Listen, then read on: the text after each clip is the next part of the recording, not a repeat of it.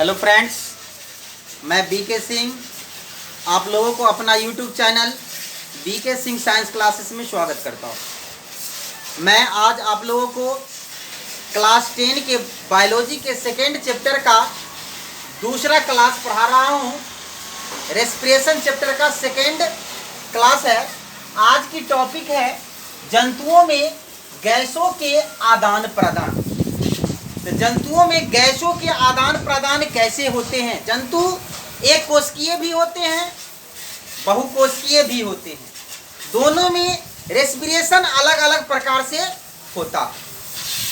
तो एक कोशिकीय जंतुओं में श्वसन के लिए गैसों का आदान प्रदान कोशिका झिल्ली द्वारा होता है। एक कोशिकीय जीव है, इसका कोशिका झिल्ली द्वारा गैसों का आदान प्रदान होता है। इस क्रिया को विसरण बोला जाता है। एक कोशिकीय जीवों में गैसों के आदान प्रदान जो है वो विसरण की क्रिया द्वारा होता है। क्यों होता है विसरण द्वारा? क्योंकि जीव एक कोशिकीय है, इसमें बहुत ही कम मात्रा में ऊर्जा की आवश्यकता होती है। तो कम मात्रा में ऊर्जा की आवश्यकता होती है तो इसको कम ऑक्सीजन की आवश्यकता होगी, समझे? तो इसीलिए जो है इसको कम ऑक्सीजन की आवश्यकता होती है, इसीलिए इसमें विसरण की विधि द्वारा ऑक्सीजन की पूर्ति उतना हो जाता है। लेकिन बहुकोशिकीय निम्न श्रेणी के बहुकोशिकीय जंतु एक अमीबा है, उसमें भी अमीबा में, उसके बाद पैरामीशियम में, हाइड्रा में, इसमें भी विसरण की द्वारा क्रिया होती है। विसरण द्वारा ही गैसों का आदान प्रदान होता है, जबकि यह बहुकोशिकीय जंतु। लेकिन बहुकोशिकीय जंतु, उच्च श्रेणी के बहुकोशिकीय जंतु, गाय, भैंस, मक्खी, मच्छर, टिड्डा, मछली, ये सब बहुकोशिकीय उच्च श्रेणी के बहुकोशिकीय जंतु हैं। इसमें अधिक मात्रा में ऊर्जा की आवश्यकता पड़ती है, तो इसमें विसरण द्वारा ऑक्सीजन की पूर्ति नहीं हो सकती है। इसीलिए बहुकोशिकीय जंतुओं में गैसों के आदान प्रदान के लिए कुछ विशिष्ट अंग पाए जाते हैं। मैं अभी आप लोगों को बता रहा हूं कि बहुकोशिकीय जंतु में गैसों के आदान प्रदान के लिए कौन कौन से अंग पाए जाते हैं और किस प्रकार के जंतुओं में श्वसन की क्रिया गैसों के आदान प्रदान किस अंग से होता। देखिए, हम आप लोगों को बता रहे हैं कि जंतुओं में जो श्वसन अंग है, ट्रेकिया श्वास नली, गिल्स गलफरा, लंग्स फेफड़ा और स्किन त्वचा, ये सभी अंग है जो जंतुओं में गैसों का आदान प्रदान श्वसन के लिए यह जो है उत्तरदायी होता है।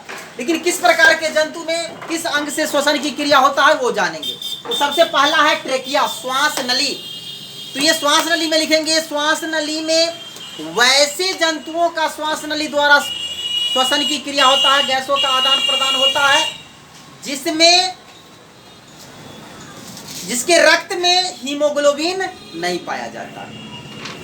वैसे जंतुओं के ट्रेकिया का संपर्क डायरेक्ट सीधे जो होता है उसके त्वचा के उत्तक से और कोशिका से होता है। ऐसे जंतुओं में बाहर से वायुमंडल से सीधे ऑक्सीजन को लिया जाता है और सीधे उसके कोशिका और उत्तक में पहुंचा दिया जाता है, और कोशिका और उत्तक में उत्पन्न कार्बन डाइऑक्साइड सीधे वायुमंडल में पहुंचा दिया जाता है।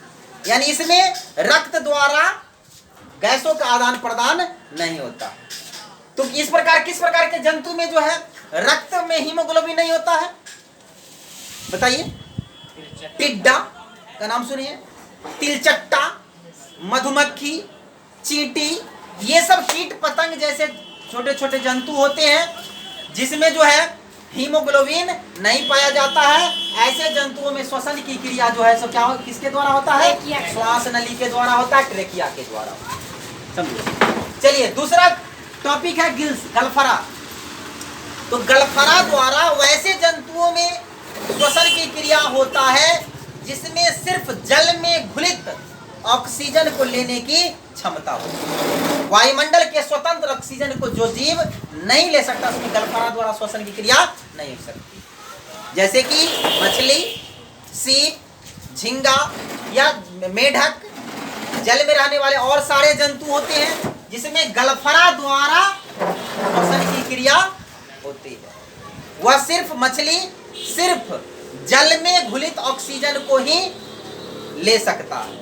वायुमंडल के स्वतंत्र ऑक्सीजन को मछली नहीं ले सकता, क्योंकि मछली में फेफड़ा नहीं होता, समझे। तो इसीलिए वह वायुमंडल के स्वतंत्र ऑक्सीजन को नहीं ले सकता है, जो ही बाहर निकालेंगे वह मर जाएगा, समझे।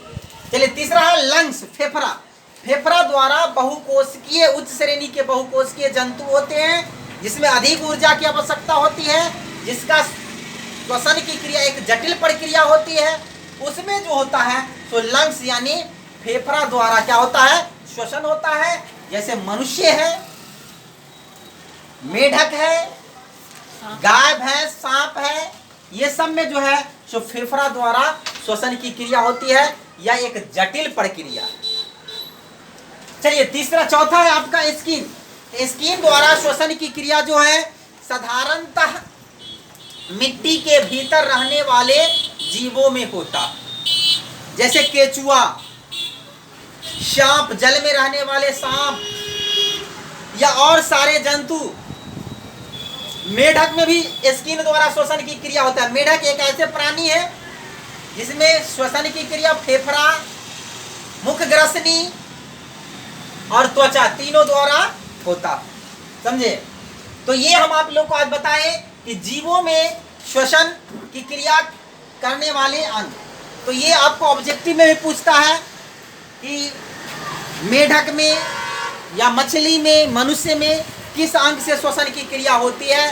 तो हम आज ये जाने। अब अगला टॉपिक है हम लोगों को मनुष्य के श्वसन तंत्र।